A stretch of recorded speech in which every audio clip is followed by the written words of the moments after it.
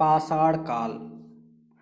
पाषाण काल से परीक्षा में आने वाले महत्वपूर्ण प्रश्न एवं उनके उत्तर पर आज हम इस टॉपिक पर चर्चा करेंगे। जिस काल का कोई लिखित साक्ष्य नहीं मिलता है उसे प्रागैतिहासिक काल कहते हैं। अब यहाँ से यह प्रश्न बनता है कि प्रागैतिहासिक काल किसे कहते हैं, तो इसका उत्तर होगा जिस काल का कोई लिखित साक्ष्य या प्रमाण नहीं मिलता है उसे प्रागैतिहासिक काल कहते हैं। आद्य ऐतिहासिक काल में लिपि के साक्ष्य तो हैं, किंतु उनके आपट्य या दुर्बोध होने के कारण उनसे कोई निष्कर्ष नहीं निकलता। अब यहाँ से प्रश्न यह बनता है कि आद्य ऐतिहासिक काल में लिपि के साक्ष्य कैसे प्राप्त होते हैं कि नहीं प्राप्त होते हैं, तो उत्तर होगा कि आद्य ऐतिहासिक काल में लिपि के साक्ष्य तो प्राप्त होते हैं लेकिन उनको पढ़ा नहीं जा सकता, यानी उसके बारे में कोई जानकारी प्राप्त नहीं हो पाती है। जब से लिखित विवरण मिलते हैं वह ऐतिहासिक काल है। अब प्रश्न बनता है कि ऐतिहासिक काल किसे कहते हैं, तो जब से लिखित विवरण मिलते हैं उस समय या उस काल को ही ऐतिहासिक काल कहते हैं। प्राग इतिहास के अंतर्गत पाषाणकालीन सभ्यता तथा आद्य इतिहास के अंतर्गत सिंधु घाटी सभ्यता एवं ताम्र सभ्यता, आहरण, जोरवे आदि आती हैं। अब यहाँ से प्रश्न बनता है कि प्राग इतिहास के अंतर्गत कौन सी सभ्यता आती है, तो उत्तर होगा पाषाणकालीन सभ्यता। या पाषाणकालीन सभ्यता किसके अंतर्गत आती है, तो प्रागैतिहासिक काल के अंतर्गत आती है। और आद्य इतिहास के अंतर्गत कौन सी सभ्यता आती है, तो आद्य इतिहास के अंतर्गत सिंधु घाटी सभ्यता, ताम्र सभ्यता, आहड़, जोरवे आदि आती हैं। अब प्रश्न बनता है कि सिंधु घाटी सभ्यता और ताम्र सभ्यता किस इतिहास के अंतर्गत आती है, तो आद्य इतिहास के अंतर्गत आती है। जबकि 6ठी शताब्दी ईसा पूर्व के आसपास से ऐतिहासिक काल का आरंभ होता है। अब यहाँ से प्रश्न बनता है कि ऐतिहासिक काल का आरंभ कब से होता है, तो उत्तर होगा 6ठी शताब्दी ईसा पूर्व से। यानी 6ठी शताब्दी ईसा पूर्व से क्या प्रारंभ होता है, तो ऐतिहासिक काल प्रारंभ होता है। सर्वप्रथम 1863 ईस्वी में भारत में पाषाणकालीन सभ्यता का अनुसंधान प्रारंभ होगा। अब यहाँ से प्रश्न बनता है कि पाषाणकालीन सभ्यता का अनुसंधान कब प्रारंभ हुआ, तो उत्तर होगा 1863 ईस्वी से। पाषाण निर्मित उपकरणों की अधिकता के कारण संपूर्ण पाषाण युगीन संस्कृति को 3 मुख्य चरणों में विभाजित किया गया है। अब यहाँ से प्रश्न बनता है कि पाषाण निर्मित उपकरणों की अधिकता के आधार पर संपूर्ण पाषाण युगीन संस्कृति को कितने भागों में या कितने चरणों में विभाजित किया गया, तो उत्तर है 3 चरणों में विभाजित किया है। और वो 3 चरणों का नाम क्या है, पुरा पाषाण काल है, मध्य पाषाण काल है और नव पाषाण काल है। उपकरणों की भिन्नता के आधार पर पूरा पाषाण काल को भी 3 कालों में विभाजित किया जाता है। अब यहाँ से प्रश्न बनता है पूरा पाषाण काल को भी कितने भागों में विभाजित किया जाता है, तो 3 भागों में। पूरा पाषाण काल क्रोड उपकरण यानी पूर्व पाषाण काल जिसमें क्रोड उपकरण, हस्त, कुठार, खंडक एवं विदरणी आते हैं। तो इसका अर्थ यह है कि पूर्व पाषाण काल में क्रोड उपकरण, हस्त, कुठार, खंडक यानी टुकड़ों में बटे हुए और विदरणी आदि ये उपकरण जो है पूर्व पाषाण काल के अंतर्गत आते हैं। मध्य पुरा पाषाण काल फलक उपकरण तथा उच्च पुरा पाषाण काल तक्षणी एवं खुरचनी उपकरण आते हैं। सर्वप्रथम पंजाब की सोहन नदी घाटी पाकिस्तान से चापिंग पेबुल संस्कृत के उपकरण प्राप्त हुए हैं। अब यहाँ से प्रश्न बनता है कि सोहन नदी घाटी से क्या प्राप्त हुए हैं? विकल्प रहेगा चापर, चापिंग, पेबुल, संस्कृत के उपकरण प्राप्त हुए। तो अब यहाँ से प्रश्न ये भी बनता है कि चापर, चापिंग, पेबुल, संस्कृत कहाँ से प्राप्त हुए हैं? तो उत्तर होगा सोहन नदी घाटी, पाकिस्तान से प्राप्त हुए हैं। सर्वप्रथम मद्रास के समीप बदमदुरै तथा अत्तिरमपक्कलम से हैंड एक्स संस्कृत के उपकरण प्राप्त किए गए हैं। इस संस्कृत के अंतर्गत उपकरण क्लीवर, स्क्रैपर आदि हैं। भारतीय भूगर्भ सर्वेक्षण के वैज्ञानिक रॉबर्ट ब्रूस फुट ब्रिटिश भूगर्भ वैज्ञानिक और पुरातत्वविद थे। अब यहाँ से प्रश्न बनता है कि रॉबर्ट ब्रूसफुट क्या थे? तो भूगर्भ वैज्ञानिक और पुरातत्वविद दोनों थे। या आ सकता है कि रॉबर्ट ब्रूसफुट कहाँ के थे? तो वह ब्रिटिश के थे। 1863 ईस्वी में रॉबर्ट ब्रूसफुट ने मद्रास के पास पल्लवरम नामक स्थान से पहला हैंड एक्स प्राप्त किया। अब यहाँ से प्रश्न बनता है कि पल्लवरम नामक स्थान से सबसे पहले क्या प्राप्त हुआ? तो हैंड एक्स प्राप्त हुआ, यानी जिसे हम कुल्हाड़ी कहते हैं। उनके मित्र विलियम किंग ने अत्तिरमपक्कलम से पूर्व पाषाण काल के उपकरण खोज निकाले। वर्ष 1935 ईस्वी में डी टेरा के नेतृत्व में एल कैम्ब्रिज अभियान दल ने सोहन घाटी में सबसे महत्वपूर्ण अनुसंधान किए। अब इस लाइन से यह प्रश्न बनता है कि कैम्ब्रिज अभियान दल ने सोहन घाटी में सबसे महत्वपूर्ण अनुसंधान किए कब? 1935 में। बेलन घाटी में इलाहाबाद विश्वविद्यालय के GR शर्मा के नेतृत्व यानी निर्देशन में अनुसंधान किया गया।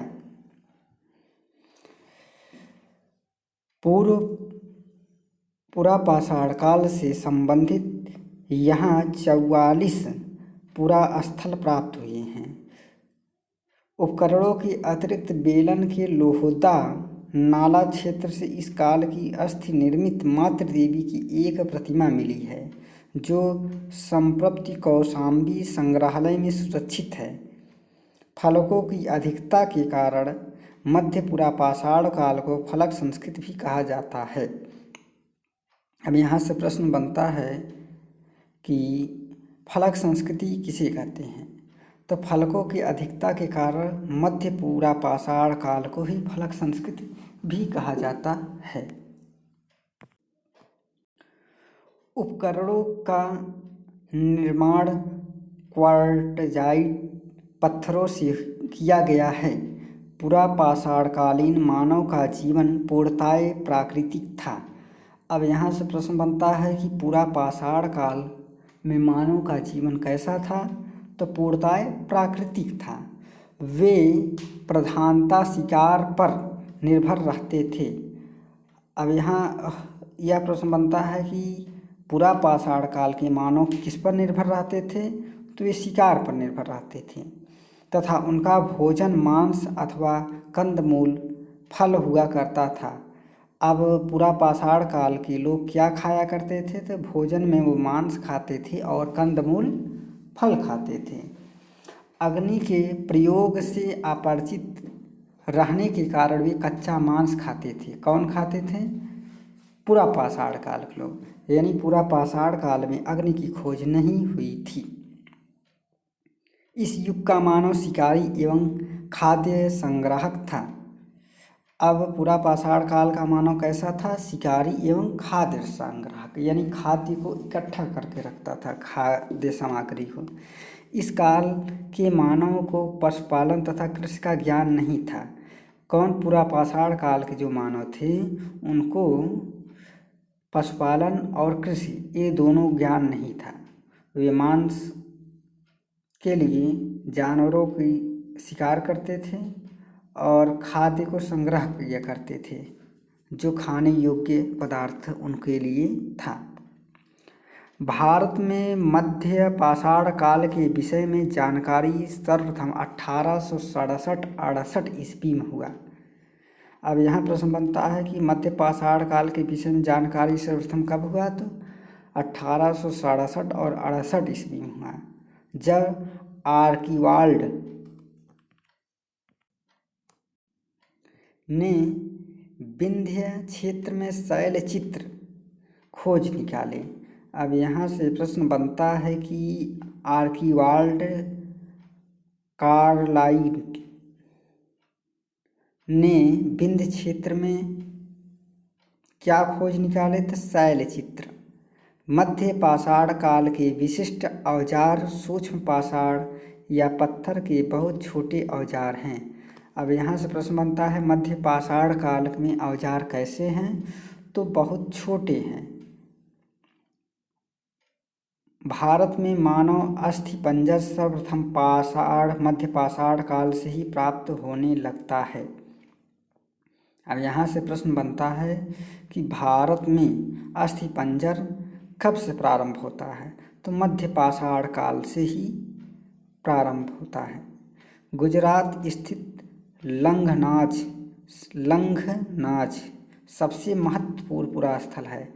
अब यहाँ से प्रश्न बनेगा कि गुजरात लंघनाज कहाँ स्थित है, तो उत्तर है गुजरात में, जहाँ से पुरास्थल प्राप्त हुए हैं। तो यहाँ से यह भी प्रश्न बन सकता है कि लंघनाज सबसे महत्वपूर्ण पुरास्थल है, यह कहाँ है, तो उत्तर होगा गुजरात में। यहाँ से लघु पाषाणोपकरणों के अतिरिक्त पशुओं की हड्डियाँ, कब्रिस्तान तथा कुछ मिट्टी के बर्तन भी प्राप्त हुए हैं। कहाँ से, लंघनाज से। लंघनाज से क्या प्राप्त हुए हैं, हड्डियाँ, पशुओं की, कब्रिस्तान तथा कुछ मिट्टी के बर्तन। यहाँ से 14 मानव कंकाल भी मिलते हैं। मध्य पाषाण कालीन माहदहा, यानी माहदहा कहाँ स्थित है, प्रतापगढ़ उत्तर प्रदेश। माहदहा प्रतापगढ़ उत्तर प्रदेश में स्थित है, से हड्डी एवं सी प्राप्त हुई हैं।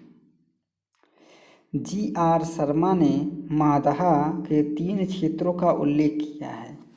अब यहाँ प्रश्न बनता है कि माहदहा का उल्लेख किसने किया है 3 क्षेत्रों में, तो G.R. शर्मा इतिहासकार, जो झील क्षेत्र, बूचड़खाना, संकुल क्षेत्र एवं कब्रिस्तान निवास क्षेत्र में बटा था।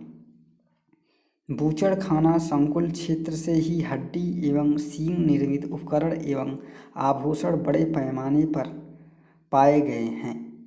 कहाँ से, बूचड़खाना संकुल क्षेत्र से हड्डी एवं सींग निर्मित उपकरण, आभूषण बड़े पैमाने पर पाए गए हैं। डॉक्टर जय नारायण पांडे द्वारा लिखित पुस्तक पुरातत्व विमर्श में, अब यहाँ प्रश्न बनता है कि पुरातत्व विमर्श के लेखक कौन है, तो उत्तर होगा डॉक्टर जय नारायण पांडे।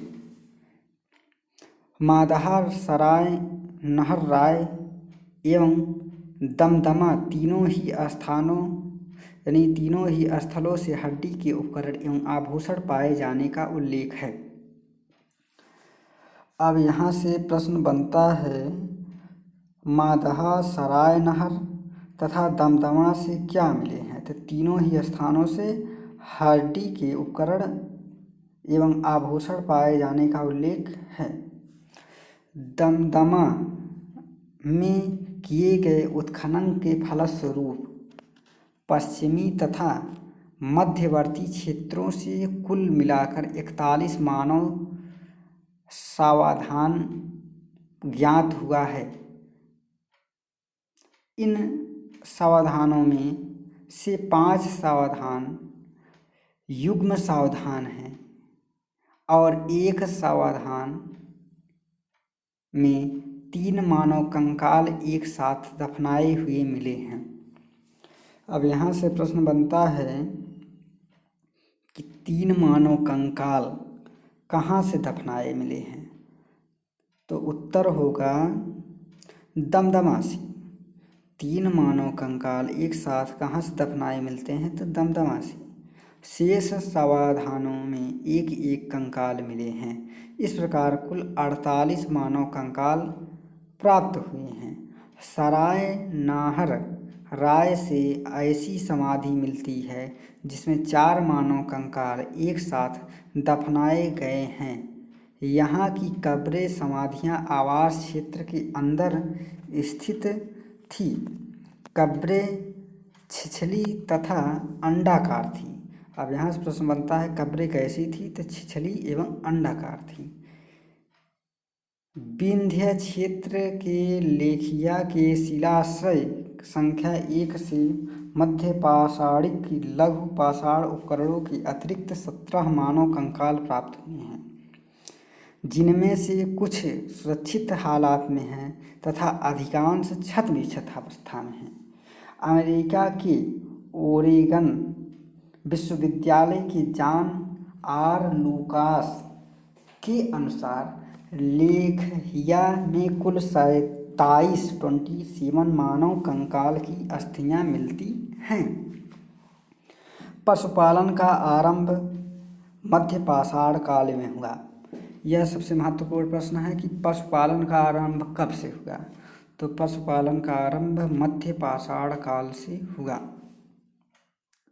पशुपालन के साक्ष्य भारत में आदमगढ़, कहाँ से? आदमगढ़ जो होशंगाबाद मध्य प्रदेश में पड़ता है, तथा बागोर यानी भीलवाड़ा राजस्थान से प्राप्त हुआ है। अब यहाँ से प्रश्न बनता है कि भारत में किस स्थान से सबसे पहले पशुपालन के साक्ष्य प्राप्त हुए हैं? तो आदमगढ़ जो होशंगाबाद मध्य प्रदेश में है और बागोर जो भीलवाड़ा राजस्थान में है।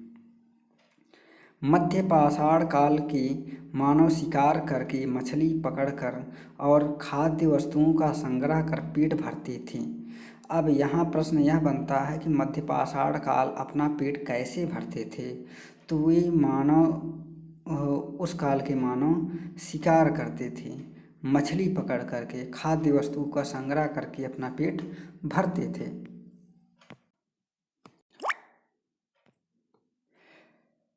प्रदेश मध्य प्रदेश के रायसेन जिले में स्थित भीमबेटका प्राग ऐतिहासिक शैल चित्र कला का श्रेष्ठ उदाहरण है। अब यहाँ से प्रश्न बनता है कि भीमबेटका प्राग ऐतिहासिक शैल चित्र कहाँ है? तो मध्य प्रदेश के रायसेन जिले में स्थित है।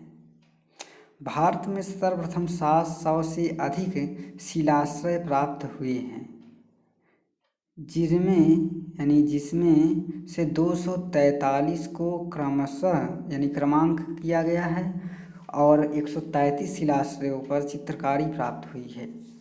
अब यहाँ से प्रश्न बनता है कि भारत में कितने शिलाश्रय प्राप्त हुए हैं? तो 700 से अधिक प्राप्त हुए हैं, जिसमें से 243 पर क्या है? क्रमांक अंकित है और 133 शिलाश्रय पर चित्रकारी प्राप्त हुआ है। यूनेस्को ने भीमबेटका शैल चित्रों को विश्व विरासत सूची में सम्मिलित किया है। अब यहाँ का महत्वपूर्ण प्रश्न है कि भीमबेटका शैल चित्र विश्व विरासत सूची में शामिल है कि नहीं? तो यूनेस्को ने भीमबेटका शैल चित्रों को विश्व विरासत सूची में शामिल किया है। सर्वप्रथम खाद्यान्नों का उत्पादन नवपाषाण काल में प्रारंभ हुआ। अब यहाँ से महत्वपूर्ण प्रश्न है कि खाद्यान्नों का उत्पादन किस काल से प्रारंभ होता है? तो उत्तर होगा नवपाषाण काल से। इसी काल में गेहूं की कृषि प्रारंभ हुई। अब यहाँ प्रश्न बनता है कि गेहूं की कृषि यानी गेहूं की खेती कब से प्रारंभ हुई? तो नवपाषाण काल में। नवीनतम खोजों के आधार पर भारतीय उपमहाद्वीप में प्राचीनतम कृषि साक्ष्य वाला स्थल उत्तर प्रदेश के संत कबीर नगर जिले में स्थित लहुरा देव है।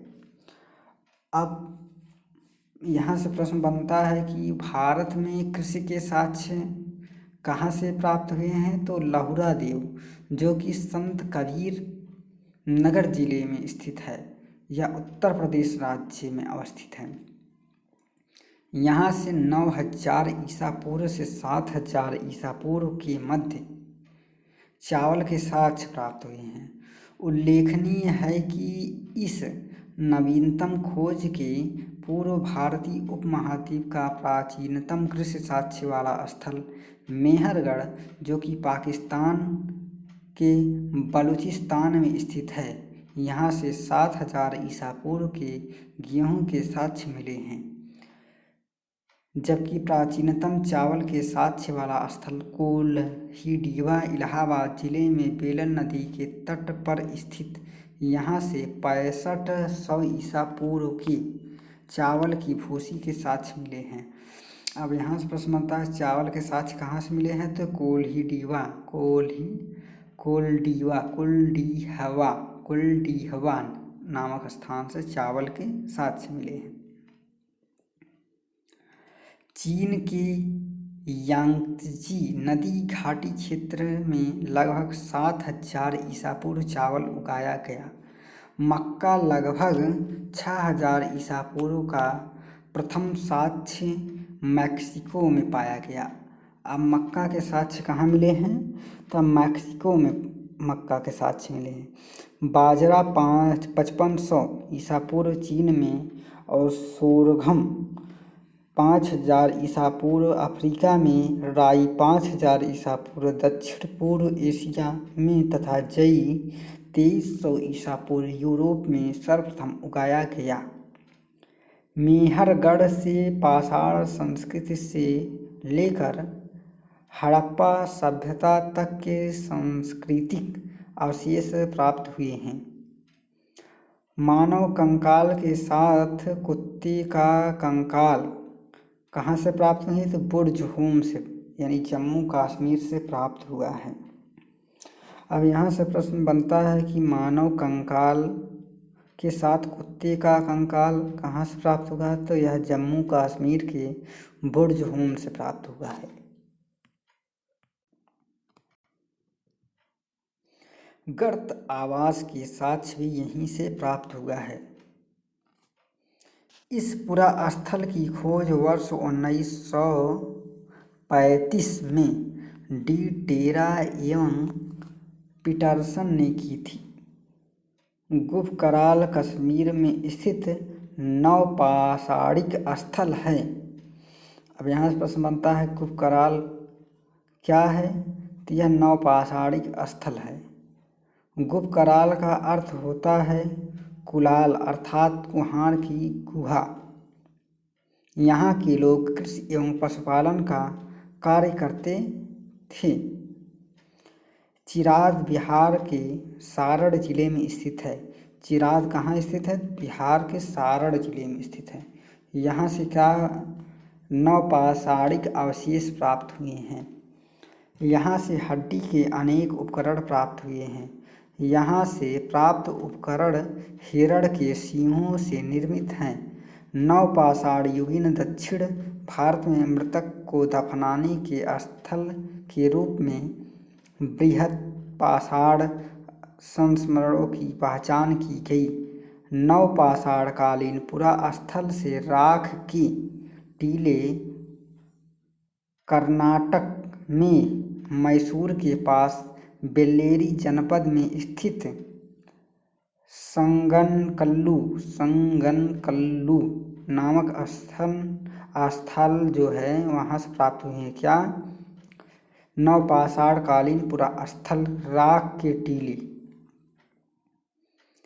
पिकली हल उतनूर आदि स्थलों से भी राख के टीले मिले हैं। राख के टीले कहाँ से मिले, पिकलीहल उतनूर स्थलों से। ये राख के टीले नवपाषाण युगीन पशुपालन समुदाय के मौसमी शिविरों के जले अवशेष हैं। ये जो राख के टीले हैं ये क्या है, नवपाषाण युगीन पशुपालन के समुदायों की मौसमी शिविरों में जले अवशेष। आग का उपयोग नवपाषाण काल की महत्वपूर्ण उपलब्धि थी। अब यहाँ से प्रश्न बनता है कि आग की खोज कब हुई थी, नवपाषाण काल में हुई। नवपाषाण काल में आग की खोज हुई। धातुओं में सबसे पहले तांबे का प्रयोग हुआ। अब यहाँ से प्रश्न महत्वपूर्ण है कि धातुओं में कौन सा धातु का सबसे पहले प्रयोग हुआ, तो तांबे का प्रयोग सबसे पहले हुआ। इस चरण में पत्थर एवं तांबे के उपकरणों का साथ साथ प्रयोग जारी रहा। इसी कारण इसे ताम्र पाषाणिक संस्कृति यानी कैल्कोलिथिक कल्चर कहा जाता है। ताम्र पाषाणिक का अर्थ है पत्थर एवं तांबे के प्रयोग की अवस्था। भारत में ताम्र पाषाण युग की बस्तियां दक्षिण पूर्वी राजस्थान, पश्चिमी मध्य प्रदेश, पश्चिमी महाराष्ट्र तथा दक्षिण पूर्वी भारत में पाई गई हैं। दक्षिण पूर्वी राजस्थान में अनेक पुरास्थलों की खुदाई हुई है। कहाँ? दक्षिण पूर्वी राजस्थान में आहड़, बालाथल, बागोर, ओजियाना एवं गीलुंद। आहड़, बालाथल, बागोर, ओजियाना एवं गीलुंद ये पुरास्थल बनास घाटी में स्थित हैं। बनास घाटी में स्थित होने के कारण इसे बनास संस्कृत भी कहते हैं। अब यहाँ से प्रश्न बनता है कि बनास संस्कृत किसे कहते हैं, तो बनास घाटी में स्थित होने के कारण कौन? आहड़, बालाथल, बागोर, ओजियाना, गीलुंद। आहड़ का प्राचीन नाम तामवंती अर्थात तांबा वाला जगह। अब यहाँ से प्रश्न बनता है आहड़ का प्राचीन नाम क्या था, तो तावावंती यानी तांबा वाला जगह। गीलुंद, बालाथल, ओजियाना में घरों को चारदीवारी से घिरा गया था। आहड़ के पास गीलुंद में मिट्टी की इमारत बनी है, किंतु कहीं कहीं पर पक्की ईंटें भी लगी हैं। गीलुंद में तांबे के टुकड़े मिले हैं। अब यहाँ प्रश्न बनता है तांबे के टुकड़े कहाँ से मिले हैं, तो गीलुंद से मिले हैं।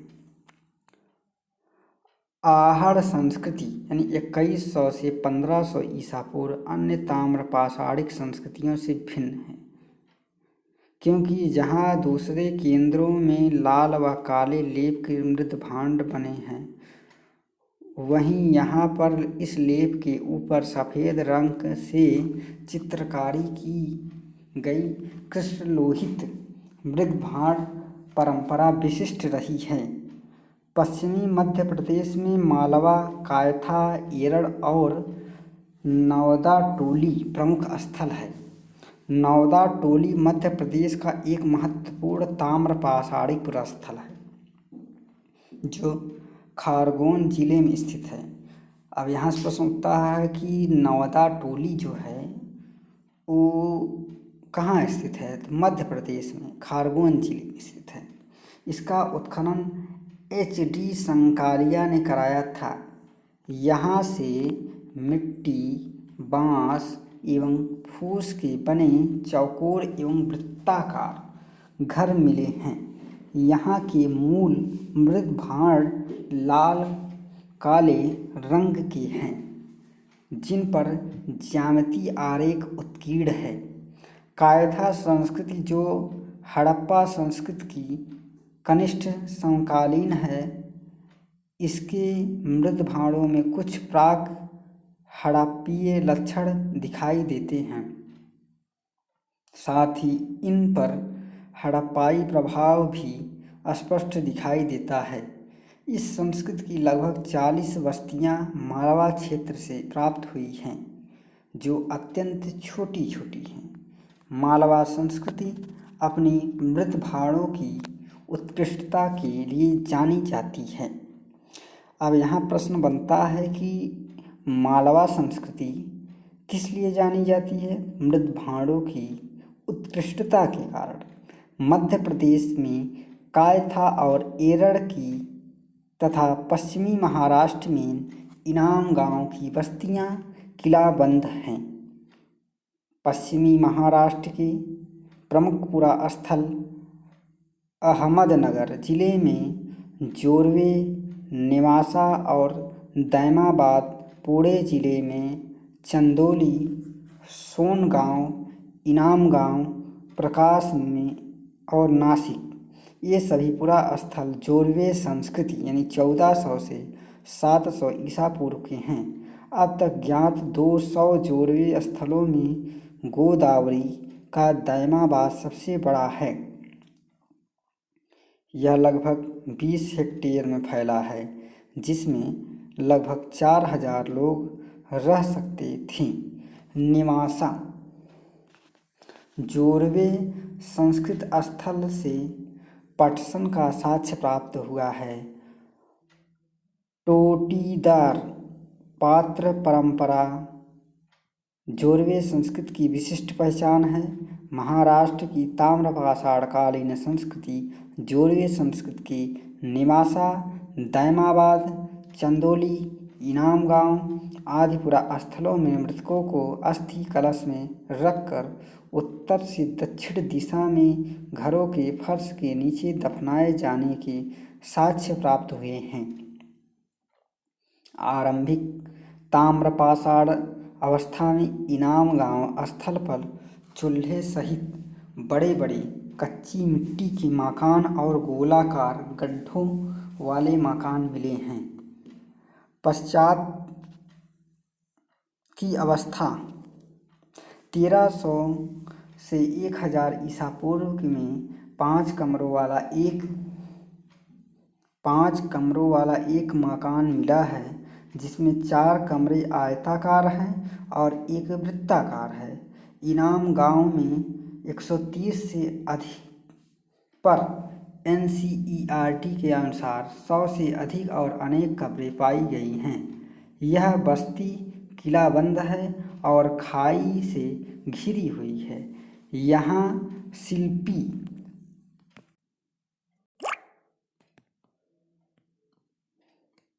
या पंसारी लोग पश्चिमी छोर पर रहते थे, जबकि सरदार प्रायः केंद्र स्थल में रहता था, जहाँ से अन्नागार भी मिला है। पूर्वी भारत में गंगा तटवर्ती चिरात के अलावा पश्चिम बंगाल के वर्धमान जिले की पांडु, राजर, ढीवी और वीरभूम जिले में महिषदल उल्लेखनीय ताम्रकालीन स्थल हैं। कुछ अन्य पुरास्थल जहाँ खुदाई हुई वे हैं बिहार से सिरुवार, सोनपुर और ताराडी तथा पूर्वी उत्तर प्रदेश में खैराडी और नरहन। बिहार, महाराष्ट्र और मध्य प्रदेश में रहने वाले लोग टोटी वाले ताम्र पात्र यानी जलपात्र, कैसे टोटी वाले जलपात्र, गोड़ीदार तस्तरियाँ और गोड़ीदार कटोरे बनाते थे। दक्षिण पूर्वी राजस्थान, पश्चिमी मध्य प्रदेश, पश्चिमी महाराष्ट्र और अन्यत्र रहने वाले ताम्रपाषाण युग के लोग मवेशी पालन और कृषि करते थे। वे गाय, भेड़, बकरी और भैंस पालते और हिरण का शिकार भी करते। यहाँ से ऊँट के अवशेष प्राप्त हुए हैं। मुख्य अनाज गेहूँ और चावल के अतिरिक्त वे बाजरे की भी खेती करते थे। ताम्रपाषाण युग के लोग शिल्प कर्म में निसंदेह बड़े दक्ष थे और पत्थर का काम भी अच्छा करते थे। वे कार्नेलियन, स्टेटाइट और क्वार्ट्ज क्रिस्टल जैसे अच्छे पदार्थों के मनके या गुटिकाएँ भी बनाते थे। वे लोग कताई और बुनाई जानते थे, क्योंकि मालवा में चरखे और तकलियाँ मिली हैं। महाराष्ट्र में कपास, सन और सेमल की रोई के बने धागे भी मिले हैं। इनाम गांव में कुंभकार, धातुकार, हाथी दांत के शिल्पी, चूना बनाने वाले और खिलौने की मिट्टी की मूर्ति, जिसे टेराकोटा कहते हैं, बनाने वाले कारीगर भी दिखाई देते हैं। इनाम गांव में मातृ देवी की प्रतिमा मिली है, जो पश्चिमी एशिया में पाई जाने वाली ऐसी प्रतिमा की प्रतिरूप है। अब यहाँ से प्रश्न बनता है कि इनाम गांव से क्या मिला है, तो मातृ देवी की प्रतिमा मिली है। मालवा और राजस्थान में मिली रूढ़ शैली से बनी मिट्टी की वृषभ मूर्तिकाएँ या सूचित करती है कि वृषभ यानी सांड धार्मिक पंथ का प्रतीक था। पश्चिमी महाराष्ट्र की चंदोली और नेवासा बस्तियों में कुछ बच्चों की गलों में तांबे के मनकों का हार पहनकर उन्हें दफनाया गया है, जबकि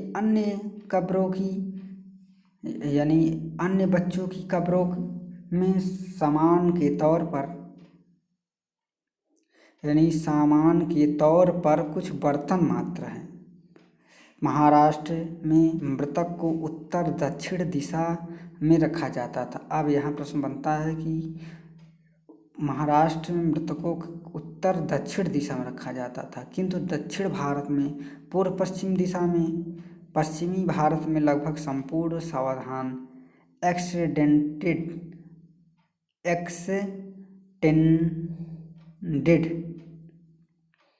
वारियल प्रचलित था, जबकि पूर्वी भारत में आंशिक सावधान चलता था। सबसे बड़ी निधि मध्य प्रदेश के गुंगेरिया से प्राप्त हुई है।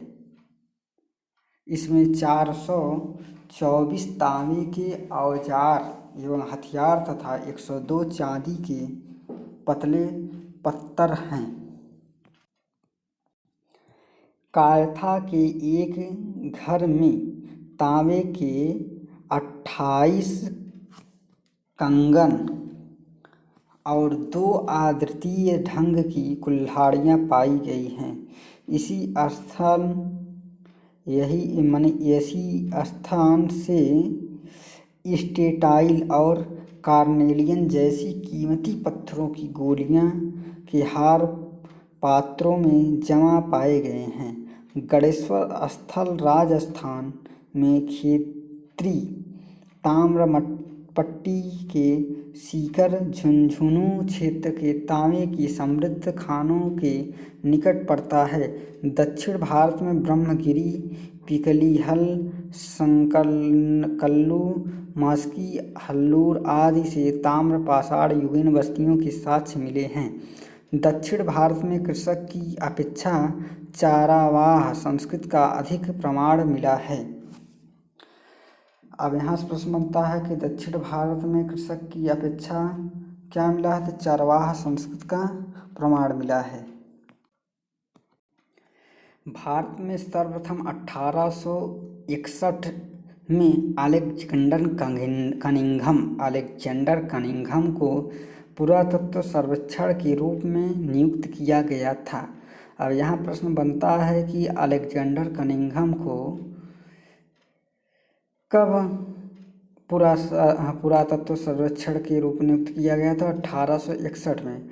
1871 में पुरातत्व सर्वेक्षण को सरकार के एक विभाग के रूप में गठित किया गया। वर्ष 1901 में लॉर्ड कर्जन के समय में इसे भारतीय पुरातत्व सर्वेक्षण के रूप में केंद्रीकृत कर जॉन मार्शल को इसका प्रथम महानिदेशक बनाया गया था। वर्ष 1902 में जॉन मार्शल ने कार्यभार ग्रहण किया। अब यहाँ हम प्रश्न कोश की चर्चा करेंगे। पहला प्रश्न है, रॉबर्ट ब्रूस फुट थी, तो उत्तर होगा पुरातत्वविद थे और क्या थे? भूगर्भ वैज्ञानिक थे। इनसाइक्लोपीडिया ब्रिटानिया के अनुसार रॉबर्ट ब्रूस फुट ब्रिटिश भूगर्भ वैज्ञानिक और पुरातत्वविद थे। जियोलॉजिकल सर्वे से संबद्ध रॉबर्ट ब्रूसफुट ने 1863 ईस्वी में भारत में पाषाणकालीन बस्तियों के अन्वेषण की शुरुआत की। अतः स्पष्ट है कि इस प्रश्न का उत्तर विकल्प ए और बी दोनों सही होगा। कोपेनहेगन संग्रहालय की सामग्री से पाषाण, कांस्य और लौह युग का त्रियुगीन विभाजन किया। किसने किया? तो थॉमसन ने किया था। क्या किया था? पाषाण, कांस्य और लौह युग, इन 3 युगों में थॉमसन ने विभाजित किया। डेनमार्क के कोपेनहेगन संग्रहालय में 1818 और 1820 में एक आयोग की रिपोर्ट के अनुसार सामग्री के आधार पर पाषाण, कांस्य और लौह युग का त्रियुगीन विभाजन क्रिश्चियन जर्गेनसन थॉमसन ने किया था। यद्यपि थॉमसन 1836 ईस्वी में इसी वर्गीकरण के अनुसार संग्रहालय की वस्तुओं का विवरण प्रकाशित किया था। प्रश्न नंबर 3 है, उत्खनित प्रमाणों के अनुसार पशुपालन का प्रारंभ हुआ था। कब हुआ था? तो मध्य पाषाण काल में। उत्खनित प्रमाणों के अनुसार पशुपालन का प्रारंभ कब हुआ था? मध्य पाषाण काल में। मध्य पाषाण काल के अंतिम चरण में पशुपालन के साक्ष्य प्राप्त होते हैं। ऐसे पशुपालन के साक्ष्य भारत में आजमगढ़, होशंगाबाद मध्य प्रदेश तथा बागोर, भीलवाड़ा राजस्थान से मिले हैं। मध्य पाषाणिक प्रसंग में पशुपालन के प्रमाण जहाँ से मिले हैं वह स्थल है, तो यह है उत्तर होगा आजमगढ़। निम्नलिखित में से किस स्थल से हड्डी के उपकरण प्राप्त हुए हैं? तो इसका उत्तर होगा हड्डी के उपकरण सी और डी दोनों, मादहा से और सराय नहर राय से, इन दोनों स्थलों से प्राप्त हुए हैं। मध्य पाषाणकालीन मादहा उत्तर प्रदेश के प्रतापगढ़ जिले में स्थित बड़ी मात्रा में हड्डी एवं सींग निर्मित उपकरण प्राप्त हुए हैं। जी.आर. शर्मा मादहा में 3 क्षेत्रों का उल्लेख करते हैं, जो झील क्षेत्र, बूचड़खाना संकुल क्षेत्र एवं कब्रिस्तान निवास क्षेत्र में बटा था। बूचड़खाना संकुल क्षेत्र से ही हड्डी एवं सींग निर्मित उपकरण एवं आभूषण बड़े पैमाने पर पाए गए हैं। सराय नहर राय से भी अल्प मात्रा में हड्डी के उपकरण मिले हैं। प्रश्न है 6वां, हड्डी से निर्मित आभूषण भारत में मध्य पाषाण काल के संदर्भ में प्राप्त हुए हैं। तो यह सराय नहर राय से और मादहा दोनों स्थलों से प्राप्त हुए हैं। अगला प्रश्न है, एक ही कब्र के 3 मानव कंकाल मिले हैं। तो ये सराय नहर राय से नहीं, दमा से प्राप्त हुए हैं। मध्य गंगा घाटी के प्रतापगढ़ जिले में स्थित सराय नहर राय दमदमा तथा दमदमा का उल्लेख है। दमदमा में लगातार 5 वर्षों तक किए गए उत्खनन के फलस्वरूप पश्चिमी तथा मध्यवर्ती क्षेत्रों से कुल मिलाकर 41 मानव सावधान प्राप्त हुए हैं। इन सावधानों से ही 5 सावधान युग्म सावधान है और एक सावधान में 3 मानव कंकाल एक साथ दफनाए हुए मिले हैं। शेष अवशेष सावधानों में एक एक कंकाल मिले हैं। खाद्यान्नों की कृषि सर्वप्रथम प्रारंभ हुआ, तो यह मध्य पाषाण काल में नहीं हुआ, नव पाषाण काल में। खाद्यान्नों कृषि सर्वप्रथम प्रारंभ नव पाषाण काल में हुआ। खाद्यान्नों का उत्पादन सर्वप्रथम नव पाषाण काल में हुआ। यही वह समय है जब मनुष्य कृषि कर्म से परिचित हुआ। भारत में मानव का सर्वप्रथम साक्ष्य कहाँ से मिलता है? तो नर्मदा घाटी से, यानी भारत में मानव का सर्वप्रथम साक्ष्य मध्य प्रदेश में पश्चिमी नर्मदा क्षेत्र में अवस्थित हथनौरा यानी होशंगाबाद नामक पुरास्थल से प्राप्त हुआ है। इसकी खोज पुरातत्वविद अरुण शोनकिया द्वारा 5 दिसंबर 1982 में किया गया। प्रथम मानव जीवाश्म भारत के किस नदी घाटी से प्राप्त हुआ? तो उत्तर होगा वही नर्मदा घाटी से। मानव द्वारा सर्वप्रथम प्रयुक्त अनाज क्या था? तो जौ था। आधुनिक मानव समाज द्वारा मुख्य रूप से 8 खाद्य अनाजों का उपभोग किया जाता है: जौ, गेहूँ, चावल, मक्का, बाजरा, सोरगम और राई एवं जई। अनाजों के पौधे विभिन्न क्षेत्रों में जंगली घास के रूप में विद्यमान थे, जिन्हें बीजों के रूप में अलग अलग क्षेत्र में अलग अलग समय पर मानव ने उगाया। वैश्विक दृष्टि से देखा जाए तो सर्वप्रथम जौ 8000 ईसा पूर्व के आसपास भूमध्य सागर एवं ईरान के मध्य स्थित पश्चिमी एशिया के देश में मानव द्वारा उगाया गया। बाद में लगभग इन्हीं क्षेत्रों में 8000 ईसा पूर्व के आसपास ही गेहूँ भी उगाया जाने लगा। भारतीय उपमहाद्वीप में कृषि के प्राचीनतम साक्ष्य प्राप्त हुए हैं। कहाँ से? लहुरा देव से। कृषि के प्राचीनतम साक्ष्य कहाँ से प्राप्त हुए हैं? लहुरा देव से। नवीनतम खोजों के आधार पर भारतीय उपमहाद्वीप में प्राचीनतम कृषि साक्ष्य वाला स्थल उत्तर प्रदेश के संत कबीर नगर जिले में स्थित लहुरा देव नामक स्थान है। यहाँ से 9000 ईसा पूर्व से 7000 ईसा पूर्व तक के बीच चावल के साक्ष्य प्राप्त हुए हैं।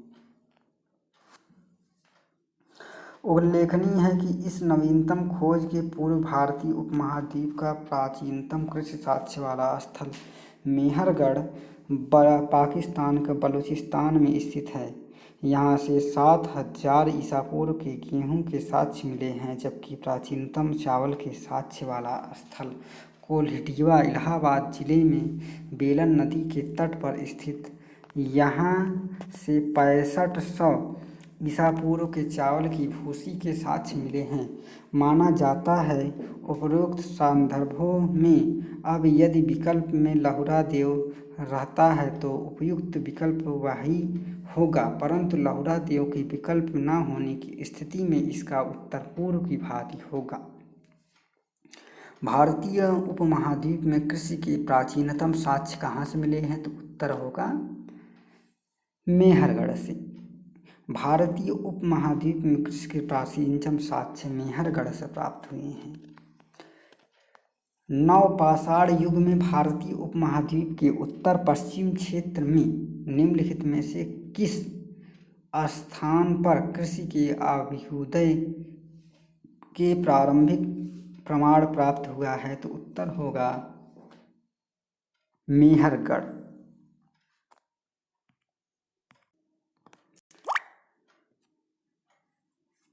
भारत में पशुपालन एवं कृषि के प्राचीनतम साक्ष्य प्राप्त हुए हैं। कहाँ से? मेहरगढ़ से। उस स्थल का नाम बताइए जहाँ से प्राचीनतम अस्थायी जीवन के प्रमाण मिले हैं? तो मेहरगढ़ से। मेहरगढ़ से सर्वप्रथम बलूचिस्तान के कच्ची मैदान स्थित मेहरगढ़ से मिला है, जिसकी प्रमाणिक तिथि 7वीं सहस्त्राब्दी यानी 7000 ईसा पूर्व है, जबकि किलीगुल मोहम्मद एवं कालीबंगा की प्राचीनतम तिथि क्रमशः 4000 से 3500 ईसा पूर्व है। निम्नलिखित में से किन स्थलों से मध्य पाषाण काल में पशुपालन के प्रमाण मिले हैं? तो पशुपालन के प्रमाण जो है बागोर से मिले हैं। कहाँ से? बागोर। पशुपालन के प्रमाण कहाँ से मिले हैं? बागोर से। मध्य पाषाण काल से पशुपालन के साक्ष्य प्राप्त होने लगते हैं। पशुपालन के प्रारंभिक साक्ष्य मध्य प्रदेश में होशंगाबाद के निकट आदमगढ़ पुरा स्थल और राजस्थान के भीलवाड़ा जिले में स्थित बागोर जिले से मिलते हैं। अब प्रश्न 19 है, निम्नलिखित में से किसको चालकोलिथिक युग भी कहा जाता है? चालकोलिथिक युग किसे कहा जाता है? तो उत्तर होगा ताम्रपाषाण युग को। ताम्रपाषाण युग को ही चालकोलिथिक युग कहा जाता है। ताम्रपाषाण युग को चालकोलिथिक यानी कैलकोलिथिक युग भी कहा जाता है। आहड़ सभ्यता के बारे में निम्न कथनों पर विचार कीजिए। आहड़वासी तांबा गलाना जानते थे। ये लोग चावल से परिचित नहीं। धातु का काम आहड़वासियों की अर्थव्यवस्था का एक साधन था। यहाँ से काले लाल रंग के मृद्भांड मिले हैं जिन पर सामान्यतः सफ़ेद रंग की से ज्यामितीय आकृतियाँ उकेरी गई हैं। तो उत्तर होगा 1, 3 एवं 4। 1, 3 एवं 4। आहड़ दक्षिणी पूर्वी राजस्थान में स्थित एक प्रमुख ताम्रपाषाणिक सांस्कृतिक स्थल है। आहड़ संस्कृत के लोग मूलतः कृषक एवं पशुपालक थे। वे गेहूँ, जौ तथा चावल से परिचित थे। आहड़ एक अन्य नाम ताम्रवती तांबा वाला स्थान भी मिलता है, जिससे सूचित होता है कि यहाँ तांबा बहुतायत में उपलब्ध था। यहाँ के निवासी तांबे को गलाकर मनचाही वस्तुएं तैयार करते थे। धातु का काम आहड़वासियों का अर्थव्यवस्था का एक प्रमुख साधन था। यहाँ से काले लाल रंग के मृद्भांड भी प्राप्त हुए हैं जिन पर सामान्यतः सफ़ेद रंग से ज्यामितीय आकृतियाँ उकेरी गई हैं। अगला प्रश्न है, निम्न में से किस एक पुरा स्थल से पाषाण संस्कृति से लेकर हड़प्पा सभ्यता तक के सांस्कृतिक अवशेष प्राप्त होते हैं? तो यह है मेहरगढ़। बलूचिस्तान पाकिस्तान में स्थित पुरा स्थल मेहरगढ़ से पाषाण संस्कृति से लेकर हड़प्पा सभ्यता तक के सांस्कृतिक अवशेष प्राप्त होते हैं। नवदा टोली का उत्खनन किसने किया? तो नवदा टोली का उत्खनन HD संकालिया ने किया। नवदा टोली मध्य प्रदेश का उत्खनन दक्कन कॉलेज पूना के प्रोफेसर HD संकालिया ने कराया था। यह स्थल इस महाद्वीप का सबसे विस्तृत उत्खनित ताम्रपाषाणिक ग्राम स्थल है, जिसकी तिथि ईसा पूर्व के 1600 से 1300 के मध्य निर्धारित की गई है। नवदा टोली किस राज्य में अवस्थित है? तो उत्तर है मध्य प्रदेश। बृहद पाषाण स्मारकों को पहचान की गई है तो किसके रूप में? मृतक को दफनाने के स्थान के रूप में। नव पाषाण युगीन दक्षिण भारत में शवों को विभिन्न प्रकार की समाधियों में दफनाने की परंपरा विद्यमान थी। इन समाधियों को जो विशाल पाषाण खंडों में निर्मित है, बृहद पाषाण या मेगालिथ के नाम से जाना जाता है। इनके विभिन्न प्रकार हैं, जैसे शिष्ट समाधि, pit circle, cairn circle, dolmen, umbrella stone, hood stone, कंदराए, मोहिर आदि। राख का टीला निम्नलिखित में से किस नवपाषाणिक स्थल से संबंधित है? तो राख का टीला संकनकल्लू से संबंधित है। कर्नाटक में मैसूर के पास बेल्लारी जनपद में स्थित संगनकल्लू नामक नवपाषाण कालीन पुरा स्थल से राख के टीले प्राप्त हुए हैं। भीमबेटका किसके लिए प्रसिद्ध है? तो भीमबेटका जो है गुफाओं के शैल चित्र के लिए प्रसिद्ध है। मध्य प्रदेश के रायसेन जिले में स्थित भीमबेटका प्रागैतिहासिक काल चित्रकला का श्रेष्ठ उदाहरण है। इन गुफाओं में जीवन के विभिन्न रंगों को पेंटिंग के रूप में उकेरा गया है, जिसमें हाथी, सांभर, हिरण आदि चित्र हैं। अब तक लगभग 700 शरणास्थलियों की पहचान की जा चुकी है, जिसमें 133 में चित्र पाए गए हैं। 27 निम्न में से कौन सा स्थल प्रागैतिहासिक चित्रकला के लिए प्रसिद्ध है? तो कौन सा स्थल ऐसा है जो प्रागैतिहासिक चित्रकला के लिए प्रसिद्ध है? तो उत्तर इसका होगा भीमबेटका। भीमबेटका की गुफाएं कहाँ स्थित है? तो यह है भीमबेटका अब्दुल्लागंज रायसेन जिले में स्थित है। भारत में किस शिलाश्रय से सर्वाधिक चित्र प्राप्त हुए? तो भीमबेटका से प्राप्त हुए हैं। निम्नलिखित में से किस भारतीय पुरातत्ववेत्ता ने पहली बार भीमबेटका गुफा को देखा और उसके शैल चित्रों को? तो एक किसने देखा? HD इसको देखा था VS वांककर। मध्य प्रदेश के रायसेन जिले में स्थित भीमबेटका प्रागैतिहासिक शैल चित्रकला का श्रेष्ठ उदाहरण है। इसकी खोज वर्ष 1957 में VS वांककर ने की। यूनेस्को ने भीमबेटका शैल चित्रों को विश्व विरासत सूची में सम्मिलित किया है। भीमबेटका को किसने खोजा था? तो उत्तर होगा इसका डॉक्टर विष्णुधर वकड़कार। गौरिक मृदभांड पात्र OCP का नामकरण हुआ? तो हस्तिनापुर में हुआ। गंगा यमुना दोआब की सांस्कृतिक परंपरा संभवतः उस संस्कृति के साथ होती जिसे अपने अत्यंत विशिष्ट मृदभांड के नमूने के कारण गौरिक मृदभांड संस्कृति कहा गया। ताम्राश्म काल में महाराष्ट्र के लोग मृतकों को घर के फर्श के नीचे किस तरह दफनाते थे? तो महाराष्ट्र के लोग उत्तर से दक्षिण की ओर। महाराष्ट्र के ताम्रपाषाण कालीन संस्कृति के नेवासा, दैमाबाद, कौठे, चंदोली, इनाम गांव आदि पुरास्थलों में घरों से मृतकों को अस्थि कलश में रखकर उत्तर से दक्षिण स्थिति में घरों के फर्श के नीचे दफनाते जाते थे।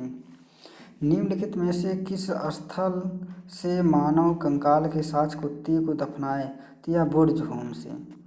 जम्मू एवं कश्मीर में श्रीनगर निकट उत्तर पश्चिम में स्थित बुर्ज होम से नवपाषाणिक अवस्था में मानव कंकाल के साथ कुत्ते का कंकाल भी सावधान से प्राप्त हुआ है, जिन्हें गर्तावास यानी गड्ढों वाले घर भी कहा गया है। निम्नलिखित में से किस स्थल पर मानव के साथ कुत्ते को दफनाए गए हैं? तो यह बुर्ज होम से। गर्त आवास के साक्ष्य प्राप्त हुए हैं? तो बुर्ज होम से प्राप्त हुए हैं। निम्नलिखित युग्मों पर विचार कीजिए, यानी इसको मिलान करना है। तो बुर्ज होम से क्या प्राप्त हुए हैं? बुर्ज होम से अब इसमें चंद्रकेतुगढ़ से टेराकोटा कला प्राप्त हुआ है। गणेश्वर से ताम्र कला संस्कृति प्राप्त हुई है। तो उत्तर भी सही है। बुर्ज होम नामक नवपाषाणिक पुरास्थल जम्मू कश्मीर केंद्र शासित प्रदेश में अवस्थित है। इस पुरास्थल की खोज 1935 ईस्वी में टेरा एवं पीटरसन ने की थी। इस पुरास्थल में गर्तावास के साक्ष्यों की प्राप्त हुई है। चंद्रकेतुगढ़ पश्चिमी बंगाल प्रांत में स्थित एवं प्रमुख ऐतिहासिक पुरातात्विक पुरास्थल है, जो विद्याधरी नदी के तट पर अवस्थित है।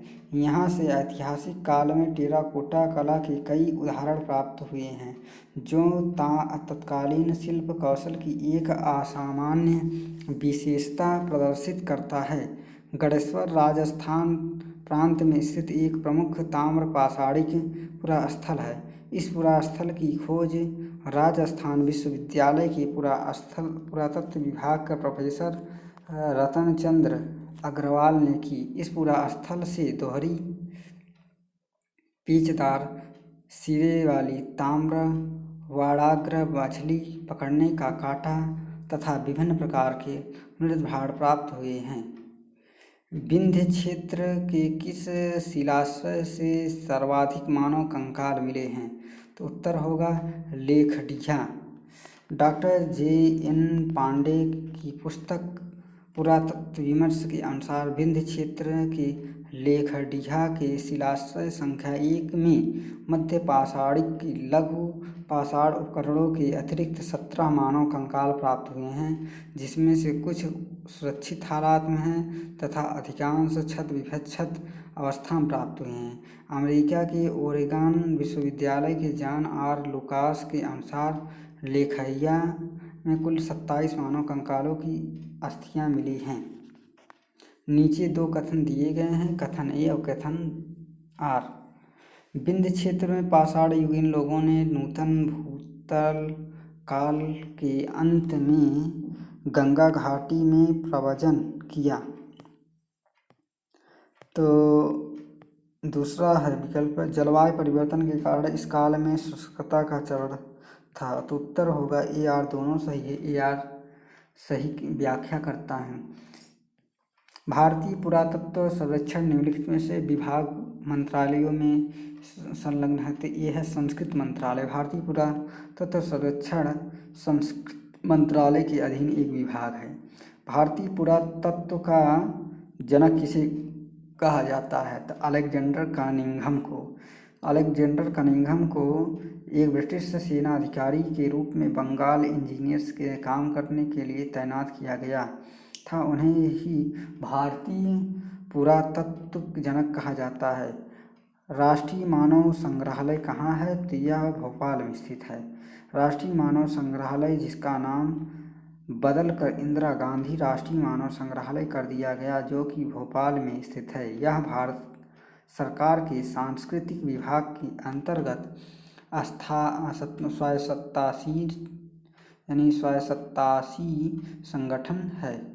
स्वायत्तशासी संगठन है।